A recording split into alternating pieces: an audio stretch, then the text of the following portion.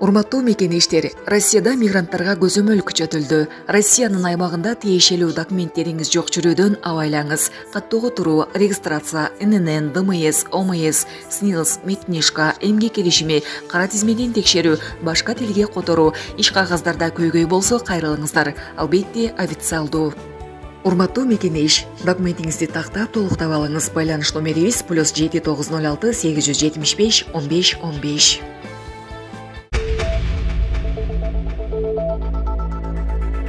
Бишкек шаарынын прокурорунун мурдагы орун басары Эдилбек Ыдырыс уулуна 1,8 миллион сом айып салынды. Бул тууралуу маалыматты бүгүн 1 май райондук сотунан арастады. Маалыматка ылайык райондук сот аны 2 декабрда кылмыш жаза кодексинин опузалап пара талап кылуу беренеси боюнча күнөөлүү деп тапкан. Эске салсак, былтыр октябрь айында Бишкек шаарынын прокурорунун ошол кездеги орун басары Эдилбек Ыдырыс уулу менен шаардык прокуратуранын бөлүм башчысынын орун басары Абдырашид Жаманкеев камакка алынганы маалым болгон. Айрым ЖМКлар күч түзүмдөрдөгү булактарга таянып, алар ортомчу аркылуу Бишкек шаарынын вице-мэри Рамис Алиевден мурун жетектеп келген тазалык муниципалдык ишканасын текшерүүнү токтотуу үчүн $5,000 талап кылышканын жазып чыгышкан. 1 май райондук сотунан 11 декабрда Жаманкеевдин үй камактагы мөөнөтү 21 январга чейин узартылганын да билдирди. Ноокатта классташ кыздар мушташып бири ооруканага барды. Ноокат районунда 2 классташ кыздын урушу боюнча кылмыш иши козголгон.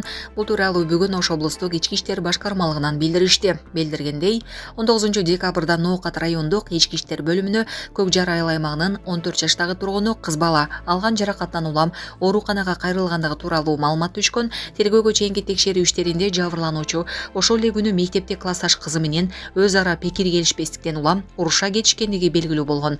Дайындалган соттук медициналык экспертиза кыз жеңил жараат алгандыгын аныктаган. Чогултулган материалдын негизинде бейбаштык негизинде кылмыш иши козголуп, тергөө иштери жүргүзүлүүдө. Трамп АКШнын батыш жарым шарындагы таасирин күчөтүү үчүн Гренландияны сатып алууну каалайт. АКШнын жаңы шайланган президенти Дональд Трамп Гренландияны алуу, анын ичинде Кошмо Штаттардын батыш жарым шаардагы таасирин күчөтүү маселесине олуттуу карайт. Бул тууралуу Reuters агенттиги маалымат булактарына таянып жазып чыкты. Агенттикке маалымат бергендер Москва шаарында жашап жана эмгектенесизби? Медициналык кызматтар керек, бирок алар сизге кымбат жана сапатсыз сезилет. Умбем клиникалар тармагы сиздерге өз кызматтарын сунуштайт. Бүгүнкү күндүн талабына жооп берген заманбап жабдыктар менен кесипкөй дарыгерлер сиздерди күтөт. Бизде сиз стоматолог, тиш дарылоонун бардык түрлөрү, уролог, невролог, лор, терапевт, хирург, окулист, педиатр, УЗИ жана башка дарыгерлердин кеңешин алып дарылануу мүмкүнчүлүгү бар. Умбем клиникалар тармагы бул жогорку сапаттагы медициналык жабдыктар менен камсыз болгон профессионал дарыгерлер. Сиздердин ыңгайлуулук үчүн Умбем клиникаларынын Москва шаары боюнча 3 медициналык борбору иштейт. Өзүңүзгө ыңгайлуу даректи тандап медициналык кызмат алсаңыз болот. Ушул ай ичи бизге келип төмөндөгү кызматтарга арзандатуу менен медициналык кызмат алыңыздар. Ден соолугуңузга кам көрүүнү эртеңкиге калтырбаңыз. Умбем клиник Москва.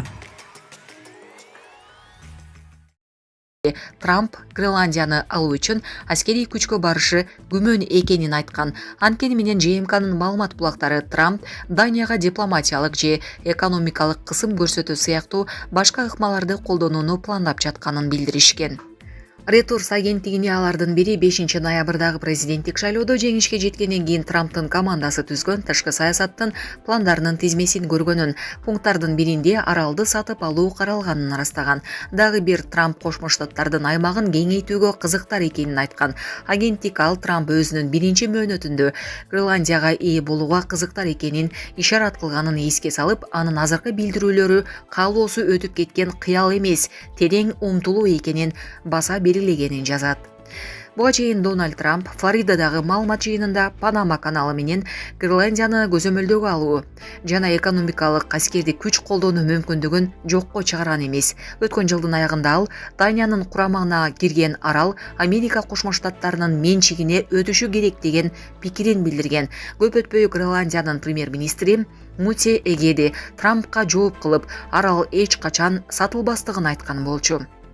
Белгилей кетсек, Трамптын 2019 жылдагы биринчи президенттик мөөнөтүндө америкалык маалымат каражаттары анын Гренландияны алуу мүмкүнчүлүгүнө кызыктар экенин жазып чыгышкан. Булак Супер Кежи. Кыргызстандын паспорты Global Passport Power Rank 2025-тин рейтингинде 78 упай менен 68 орунду ээледи. Анда Кыргызстандын жарандары 30 өлкөгө визасыз бара алышары белгиленген. Ал эми 48 өлкөгө барганда виза алышат жана 120 өлкөгө саякаттоо үчүн алдын ала виза талап кылынат. Коңшулардан Өзбекстандагы 78 упай топтогон Кыргызстан менен бир деңгээлде. Ал эми Казакстандын паспорту 96 упай алып, 52-нчи орунга ээ болду. Казак паспорту 46 өлкөгө визасыз кирүүгө укук берет, 50 мамлекетке келгенде виза берилет. 102 мамлекетке барууга алдын ала виза талап кылынат. Тажикстандын паспорту 73 упай топтоп, рейтингде 72-нчи орунду ээледи. Ал 27 мамлекетке визасыз кирүү мүмкүнчүлүгүн берет. 46 өлкөгө келгенде виза берилсе, 125 өлкөгө виза талап кылынат. Ал эми Кытайдын паспорту 97 упай алып, 51-нчи орунга ээ болду. Кытай паспорту 44 өлкөгө визасыз кирүүгө укук берет. 53 мамлекетке келгенде виза берилет. 101 мамлекетке барууга виза талап кылынат. Орусия бул рейтингинде 128 упай менен 37-нчи орунда турат. Анын паспорту 84 өлкөгө визасыз кирүүгө укук берет. 44 өлкөгө келгенде виза берилет. 70 өлкөгө виза талап кылынат. Белгилей кетсек, Global Passport Power Rank паспорттарды балууду визасыз кире ала турган, келгенден кийин виза ала турган же электрондук кирүү уруксатын ала турган өлкөлөрдүн санына жараша рейтинг чыгарат. Тажик прокуратурасы мамлекеттик төңкөрүш жасоого шектелгендерди узак мөөнөткө абакка кесүүнү сурады. Тажикстан прокуратурасы 8 январда мамлекеттик төңкөрүш жасоого аракеттенген деп айыпталган бир нече белгилүү ишмерди узак мөөнөткө абакка кесүүнү суранды. Бул тууралуу өз булактарына шилтеме менен Азоди радиосу кабарлады. Жашыруун деген гриф берилген иш боюнча сот жабык өтүп жатат. Бийликтен же адвокаттардан комментарий алуу мүмкүн эмес. Булактардын ырастоосунда прокурор Тажик парламентинин мурдагы депутаты, Демократиялык партиянын экс төрагасы Саид Жафар Усмонзоданы, Тышкы иштер министринин мурдагы орун басары Хамрон Хон Зарифини ар бирин 30 жылга эркинен ажыратууну сурады. Соттолуучулардын арасында Тажикстандын жогорку кеңештин мурдагы төрагасы Акбаршо Искандаров, Социал-демократтар партиясынын лидеринин биринчи орун басары Шокиржон Хакимов, Тышкы иштер министринин мурдагы бөлүм башчысы, Улуттук коопсуздук комитетинин отставкадагы 2 полковниги бар. Прокурордун өтүнүчүнө алар кандай реакция кылганы белгисиз. Декабрда соттордун биринде алар күнөөсүн четке кагып, тергөөчүлөрдүн кысымына туш болгонун айтышканы кабарланган. Мамлекеттик төңкөрүш тууралуу иш боюнча сот жарыяны былтыркы 14 ноябрдан бери уланууда. Фигуранттар жайдан тартып кармала баштаган. Булак Азаттык. Өзбекстанда экстремистик деген онлайн материалдардын тизмеси кеңейди. Өзбекстандын жогорку соту экстремистик жана террордук идеяларды камтыйт деген материалдардын тизмесин жаңылады. Тизмеде 1400дөй булак жана материал камтылган. Кошуна өлкөдө экстремизмге каршы күрөшүү мыйзамы боюнча кара тизмедеги материалдарды өлкөгө алып кирүүгө, жасоого, таратууга жана тартуулоого тыюу салынат. Былтыркы январда тизмеге 800 материал келген болсо, мурдагы жылдын майында 500 болчу. Бул жолу Фейсбуктагы 203 баракча, 713 Telegram канал, Инстаграмдагы 226 аккаунт, Ютубтун 135 каналы кирген. Андан тышкары Одноклассники, TikTok жана башка социалдык тармактар менен сайттар бар. Тыюу салынган мазмунду аныктоо менен Дин иштери боюнча комитет, Улуттук коопсуздук кызматы, Ички иштер министрлиги жана маалымат агенттиги алектенмекчи. Коомдук коопсуздукка жана тартипке коркунуч жараткан материалдарды чыгаруу, сактоо, таратуу үчүн Өзбекстанда кылмыш жазасы каралган. Булак Азаттык.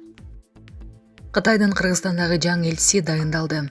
Кыргызстандын Тышкы иштер министринин биринчи орун басары Асейин Исаев 9 январ күнү Кытайдын жаңы дайындалган элчиси Лю Цянпиндин ишеним грамоталарынын көчүрмөсүн кабыл алды. Бул тууралуу Тышкы иштер министрлигинин басма сөз кызматы кабарлады. Маалыматка ылайык, Асейин Исаев Кытайдын элчисин Кыргызстандагы дипломатиялык миссиясынын башталышы менен куттуктап, жаңы жооптуу кызматында ийгиликтерди каалады. Ошондой эле баары камтылган Кыргыз-Кытай стратегиялык өнөктөштүгүн мындан ары бекемдөө жагынан биргелешкен, жигердүү иш жүрөт деп ишенерин билдирди. Элчи Лю Цянпин колдоосу жана жылуу кабыл алган үчүн Исаевка ыраазычылык билдирип, эки тараптуу кызматташууну кеңейтүүгө, өлкө лидерлери ортосунда жетишилген макулдашууларды ишке ашырууга Кытай-Кыргыз достугун жана ынак коңшулук мамилелерин бекемдөөгө бар күчүн жумшай турганын белгиледи. Жолугушуунун жүрүшүндө тараптар жогорку жана эң жогорку деңгээлдерде эки тараптуу иш-чараларды уюштуруу боюнча милдеттерди аныкташты жана жакынкы келечекке пландарды белгилешти деп билдирди мекеме. Кытайдын Кыргызстандагы мурдагы элчиси Ду Тебен 2024 жылы ноябрдын аягында дипломатиялык миссиясын аяктаган.